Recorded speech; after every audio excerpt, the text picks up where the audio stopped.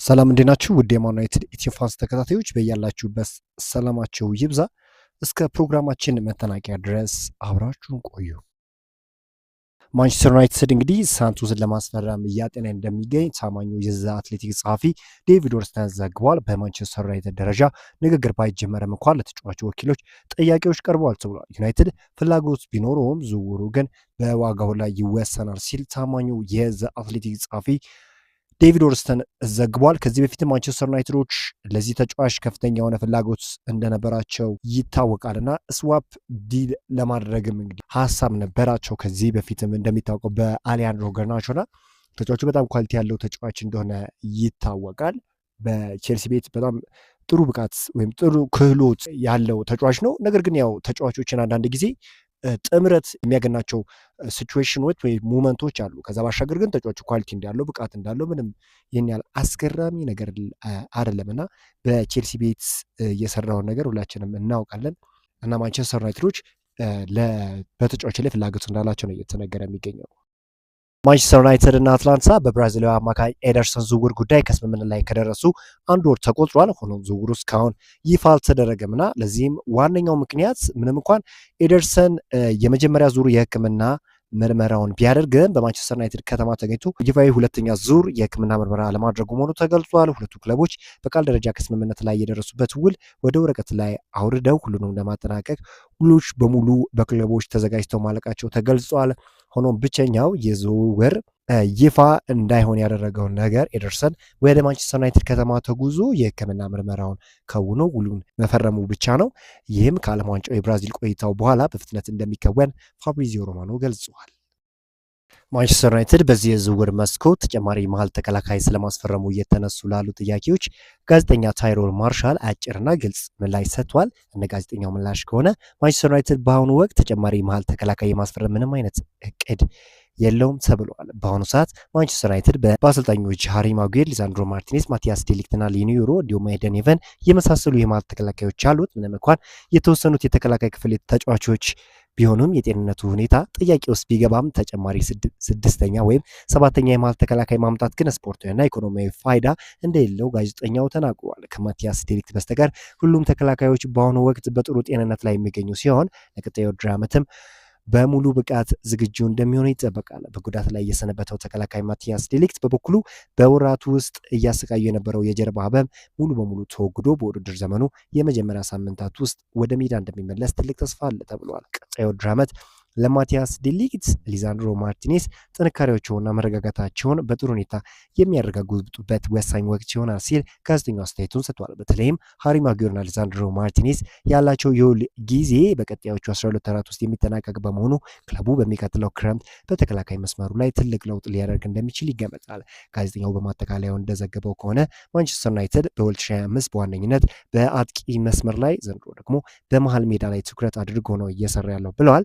በመሆኑም የተከላካይ ክፍሉን ማጠናከር በሚቀጥለው ክረምት የክለቡን ዋነኛ ትኩረት ነጥብ ሊሆን እንደሚችል ተነግሯል። በዘንድሮ የዝውውር መስኮት ግን አዲስ የመሃል ተከላካይ ወደ ክለቡ የሚያቀና ከሆነ በደጋፊዎች ዘንድ ያልተጠበቀ ነገር ሊሆን ይችላል ብሎ ጋዜጠኛው ሀሳቡን ቋጭተዋል። ሞሮኮው የመስመር ተመላላሽ ናስር ማዘራዊ በማንቸስተር ዩናይትድ ቤት እንደሚቆይ ተገልጿል። ተጫዋቹ እየተካሄደ በሚገኘው የዓለም ዋንጫ ውድድር ላይ ድንቅ የሚባል እንቅስቃሴ እያሳየ ይገኛል። በዚህም መሰረት አንዳንድ የጣሊያን ክለቦች ተጫዋቹን ለማስፈረም ፍላጎት እንዳላቸው ተሰምቷል። ሆኖም ተጫዋቹ በዚህ ክረምት ከማንቸስተር ዩናይትድ ጋር የመለያየት እቅድ እንደሌለው ተነግሯል። ማንቸስተር ዩናይትድ ተጫዋቹን የመሸጥ እቅድ እንደሌለውም አመላክተዋል። ዩናይትዶች በወጣቱ አማካኝ ጆሃን ማንዛብ ላይ የረጅም ጊዜ ፍላጎት እንዳላቸው ዴይሊ ሜል ዘግበዋል። ቀያይ ሰይጣኖቹ በአውሮፓ እግር ኳስ በከፍተኛ ደረጃ እየደመቀ የሚገኘውን ይህንን ተጫዋች ለመመልመል በቁርጠኝነት እየሰሩ ይገኛሉ ብሏል። በስዊዘርላንድ ዴኔቫ የተወለደው የ20 ዓመቱ ማንዛቢ በአሁኑ ወቅት በጀርመኑ ክለብ ኤሲ ፍራይበርግ እና በስዊዘርላንድ ብሔራዊ ቡድን ውስጥ በአማካኝ ስፍራ በመጫወት ላይ ይገኛል። በሜዳ ላይ ያለው ተለዋዋጭ የመጫወት ችሎታና ወጣትነቱ ለክለቡም ሆነ ለብሔራዊ ቡድኑ ትልቅ ሴት እንዲሆን አስችሎታል። የማንቸስተር ዩናይትድ ፍላጎት ማደግ የዚህን ተጫዋች የወደፊት የዝውውር ሂደት በቀጣይ መስኮቶች ላይ የብዙዎችን ትኩረት እንዲስብ አድርጎታል። የማንቸስተር ዩናይትድ አሁናዊ ሁኔታን በተመለከተ እንግዲህ አሁን ላይ የዩናይትድ የዝውውር እንቅስቃሴን በተመለከተ በማህበራዊ ሚዲያ ገንፍሏል። ምንም እንኳን በዝውውር መስኮቱ የክለቡ ሰሞናዊ ሁኔታ ተስፋ አስቆራጭ ቢሆንም በካሪንግተንና ኦልድ ትራፎርድ አመራሮች ላይ ግን እጅግ የተረጋጋ ስሜት ይታያል። ማንቸስተር ዩናይትድ ቶተንሃም ለፈርናንዴዝ ካቀረበው እኩል ለማቅረብ አለመወሰኑና ራሱን ከአንደርሰን ድርድር በማግለሉ ብዙ ደጋፊዎች እንደተበሳጩ ነው እየተገለጸ የሚገኘው። ይሁን እንጂ በኢኒውስ የተገነባው አዲስ የእግር ኳስ አስተዳደር በቁልፍ የስራ ቦታዎች ላይ ብዙ ልምድ ያላቸውን ሰዎች የያዘ በመሆኑ ክለቡ ምንም አይነት የመደናገጥ ወይም የመቸኮል ስሜት ላይ እንደማይገኝም ተነግሯል። ነገሮች በዚህ ሁኔታ የሚቀጥሉ ከሆነ እንግዲህ የማንቸስተር ዩናይትድ ደጋፊዎች በኢኒዮሶች ላይ ቁጣ ያነሳሉ ተብሎ ነው የሚጠበቀው። ምክንያቱም ክለቡ ካዝሜሮን የሚያክል እጅግ ድንቅ የሆነ የመሃል ክፍል ተጫዋች ሸኝቶ እስካሁን ድረስ ምንም አይነት ተጫዋች አለማስፈረሙ በደጋፊዎች ዘንድ ቁጣ ሊያስነሳ እንደሚችል ነው እየተገለጸ የሚገኘው። ብራይተን ሆቭ አልቢዮኖች የካርሎስ ባሌባ ዋጋ ወደ 77 ሚሊዮን ፓውንድ አካባቢ እንደሆነ ለማሳወቅ ሞክሯል። በነገራችን ላይ ከአራት ሰንሰሪዎች ተጫዋቹን ለማስፈረም ፍላጎት እንዳላቸው ነው እየተገለጸ የሚገኘው። ታዲያ ብራይተኖች ይህንን ተጫዋች ማግኘት የሚፈልግ የትኛውን ክለብ እስከ 77 ሚሊዮን ፓውንድ ድረስ መክፈል እንዳለበት አሳውቀዋል።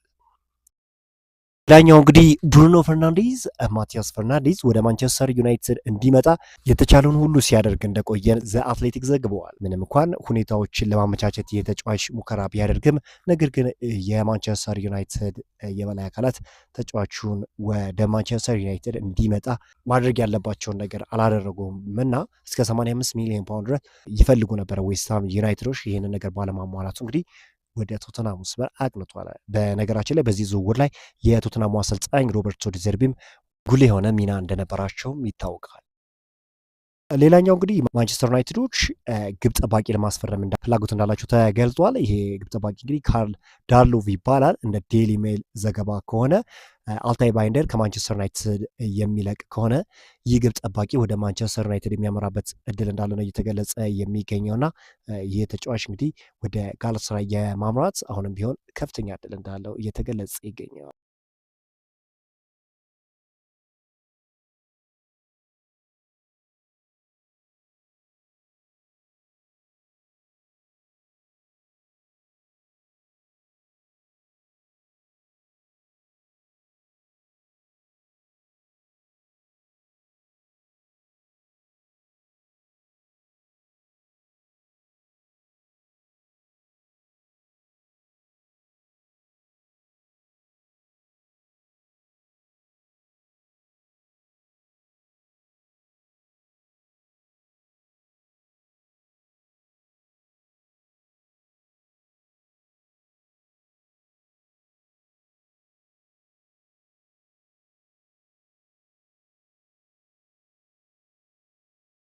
በዛሬው ዕለት እንግዲህ ዩናይትድን የተመለከቱ ስፖርታዊ መረጃዎች ይህን ይመስላሉ። በአዳዲስ ስፖርታዊ መረጃዎች እስክንገናኝ መልካም ተመኘሁ።